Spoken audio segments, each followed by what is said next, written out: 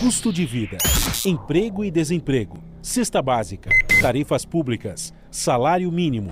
Agora, na Brasil Atual, a análise do DIEESE. Puxado por um aumento de 20% no número de trabalhadores informais, o desemprego caiu para 11,2% no trimestre encerrado em janeiro, segundo a Pesquisa Nacional por Amostra de Domicílios Contínua do IBGE. Embora a queda no desemprego seja uma boa notícia, os dados trazem preocupações. Para analisar esses dados, nós vamos conversar agora com o diretor técnico do DIEESE, Fausto Augusto. Bom dia, Fausto, tudo bem? Bom dia, Rodrigo. Bom dia a todos. Fausto, o número de trabalhadores sem carteira assinada e por conta própria cresceu bem mais que o número de trabalhadores com carteira assinada no período, né? Com isso, a taxa de informalidade segue acima de 40% no Brasil. Apesar dessa queda no desemprego, o que esses dados nos mostram? Bem, primeiro, acho que tem um dado relevante. A gente está tendo uma queda na taxa de desemprego, porém, a gente ainda tem mais de 12 milhões de pessoas desempregadas. É bastante importante a gente olhar onde está sendo gerado postos de trabalho, e a gente vai vendo que o principal indicador ali de crescimento do emprego está vinculado ao setor de comércio. E aí é inevitável, né, imaginar que a reabertura por conta da melhoria dos números da pandemia tem a ver com a reabertura da economia em geral. E isso vai explicando como é que essas vagas vão sendo abertas, vagas que foram fechadas ao longo de todo esse período de pandemia. Na outra ponta, chama a atenção que os empregos gerados, na sua grande maioria, também estão muito vinculados a uma economia informal. A taxa de informalidade continua bastante alta e com rendimento bastante baixo, ou seja, os empregos que são gerados, na verdade, acabam sendo gerados com salários, né, com remuneração menor do que a média dos trabalhadores que já estão no mercado de trabalho. Isso vai jogando para baixo, de certo modo, a renda do trabalho. Quando a gente olha para tudo isso, a gente vai percebendo como que a situação efetiva das pessoas está com bastante dificuldade. Então, mesmo conseguindo voltar ao trabalho, ainda tem muita dificuldade para conseguir pagar suas contas, para conseguir minimamente lidar com o movimento da economia em geral, com inflações muito altas. A gente está vendo mês a mês a inflação corroendo o salário dos trabalhadores, a gente está vendo a incapacidade do salário que a pessoa tem de suprir as suas necessidades, e aí a gente vai vendo crescer um emprego que não dá conta das necessidades em geral da pessoa e da sua família. Então, quando a gente vai olhando para tudo isso, a gente vai vendo que sim, é importante que a taxa de desemprego venha caindo, mas em percentuais e em valores ainda bastante insuficiente para lidar com a quantidade de desempregados que o nosso país tem, mas a qualidade do emprego gerado e a renda gerada por ele está bem aquém da necessidade de um país que precisa enfrentar a sua desigualdade para lidar minimamente com a recuperação aí, não só econômica, mas também social. De alguma forma, os números são importantes, são, de certo modo, vinculados a uma economia que reabre, mas muito longe de resolver os nossos problemas. Pois é, e sem apresentar políticas efetivas de recuperação da economia, o presidente Jair Bolsonaro anunciou semana passada um pacote para injetar 150 bilhões de reais na economia. A ideia é permitir que os trabalhadores saquem até R$1.000 das contas do FGTS e antecipar o 13º de aposentados e pensionistas. Essa é uma boa ideia, Fausto? Esse tipo de medida que o governo deve propor para reanimar a economia? Bem, aí a gente vai vendo aí, né, Rodrigo, medidas que o governo já fez antes e que tem o impacto de antecipar a receita, vamos dizer assim. A antecipação do 13º de aposentado nada mais é do que pegar o recurso que viria depois da eleição e puxar ele agora para o começo do ano, antes da eleição. Liberar contas, recursos do FGTS tem dois impactos. O primeiro deles é que você está tirando recurso que é seu mesmo, né? Ou seja, é uma poupança sua que está lá para os momentos de dificuldades e que você vai retirar uma parte dela. É bom lembrar, Rodrigo, que no caso do FGTS, isso já aconteceu ali ao longo da pandemia e a maior parte das contas hoje no FGTS sequer chega a esse R$1.000. Na grande maioria não chega nem sequer a R$500.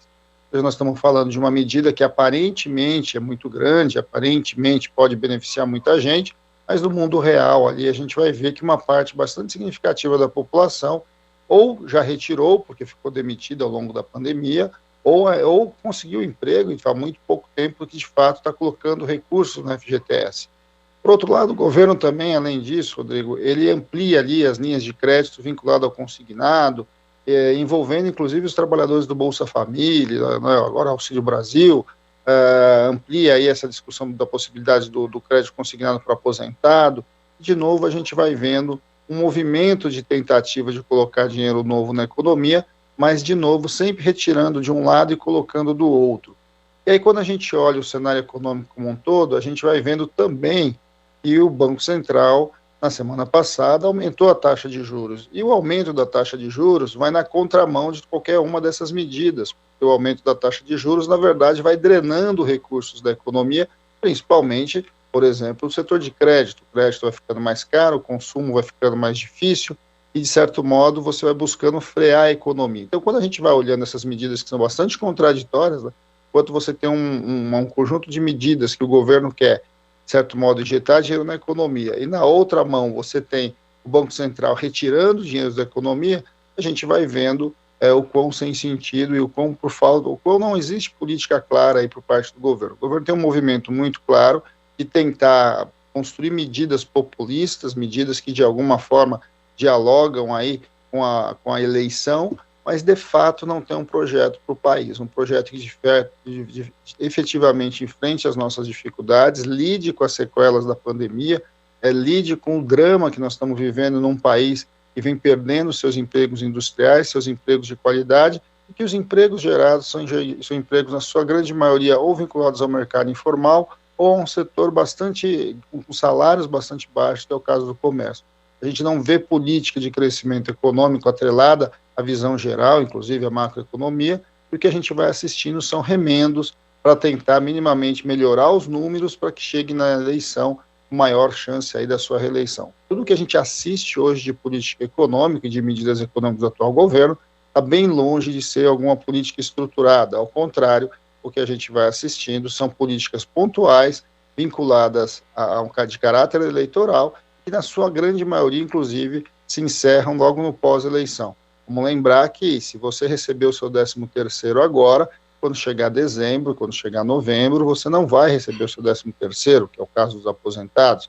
Você retira R$1.000 do seu FGTS e tem menos de R$1.000, né? Ou seja, vai retirar toda a sua conta do FGTS. Quando você perder o seu emprego, você não vai ter esse recurso.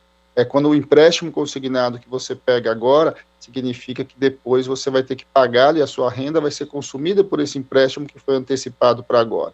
Ou seja, o governo tenta um movimento basicamente de melhorar a economia de maneira artificial, para que depois a conta seja paga por aqueles que de alguma forma deveriam ser suportados, deveriam ser auxiliados, e não ser simplesmente utilizados aí no joguete da política.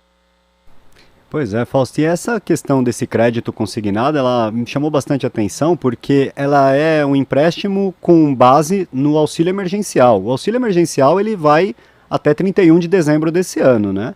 E aí pode ser comprometido até 30%, 40% do valor do benefício, e é um empréstimo com juros. O governo não vai liberar um empréstimo sem juros, não determinou isso aos bancos, disse que os bancos vão poder aplicar a taxa de juros que preferirem, que o governo vai tentar colocar um teto até 3%, mas mesmo isso não está definido. Essa é uma proposta absurda, né, Fausto? Porque se esse valor desse crédito se estender o empréstimo até depois, a pessoa sequer vai ter o auxílio emergencial para conseguir pagar isso. Isso vai prejudicar os trabalhadores, não? Bem, como eu insisto, né, Rodrigo, essa é uma discussão, uma política bastante controversa. Primeiro que você colocar o sistema financeiro para retirar recursos, ganhar dinheiro em cima dos mais pobres, é um tanto quanto absurdo, né? Quando a gente pensa na ideia do crédito, a gente sempre está trabalhando que o crédito deve ser utilizado para a melhoria da vida das pessoas, para o investimento das empresas, para algo sempre um pouco maior do que simplesmente você sobreviver. Quando a gente está falando do auxílio emergencial, quando a gente está falando agora do chamado Auxílio Brasil, o anterior Bolsa Família, nós estamos falando de populações muito pobres, populações que normalmente utilizam esse recurso para a sua alimentação, para o seu dia a dia. Você se utiliza desse crédito para pagar as suas contas e corrói um auxílio básico, né, que é basicamente vinculado à alimentação. Você antecipa algumas compras, você coloca o sistema financeiro coloca algum recurso na economia, mas vai cobrar essa conta lá na frente de maneira muito mais cara, de uma maneira, inclusive, endividando famílias que não têm capacidade nenhuma de endividamento. Então, temos que pensar um pouco é como é que essas medidas, que são medidas populares, que são medidas, na verdade, populistas, de fato vão enfrentar o maior problema da sociedade, que de certo modo, a questão da desigualdade e a questão da baixa renda. Se nós estamos longe de gerar empregos que são capazes de suportar a renda, para que as pessoas consigam minimamente sobreviver, não vai ser do sistema financeiro que esse recurso virá, em especial um tipo de empréstimo que está muito longe de ser algo que é simplesmente injeção de recursos. Na verdade, é uma captação de recursos que depois drena lá na frente com uma taxa de juros exorbitante. Vamos lembrar também que a cada mês que tem reunião do Copom, essa taxa de juros aumenta, e essa taxa de juros aumenta na ponta das empresas, dos juros básicos, mas aumenta na ponta do consumidor. Nós estamos hoje como os países que têm a maior taxa de juros do mundo, com exceção aí da Rússia, que está em guerra.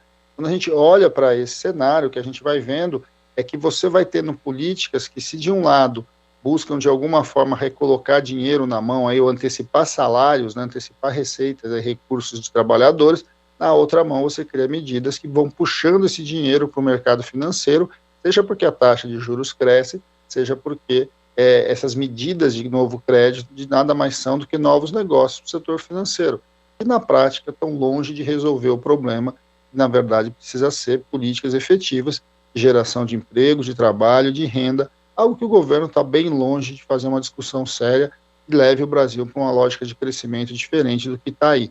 Nós precisamos de crescimento consistente, nós precisamos de geração de empregos de qualidade para muito além do que está sendo colocado. E nós precisamos de uma política de país.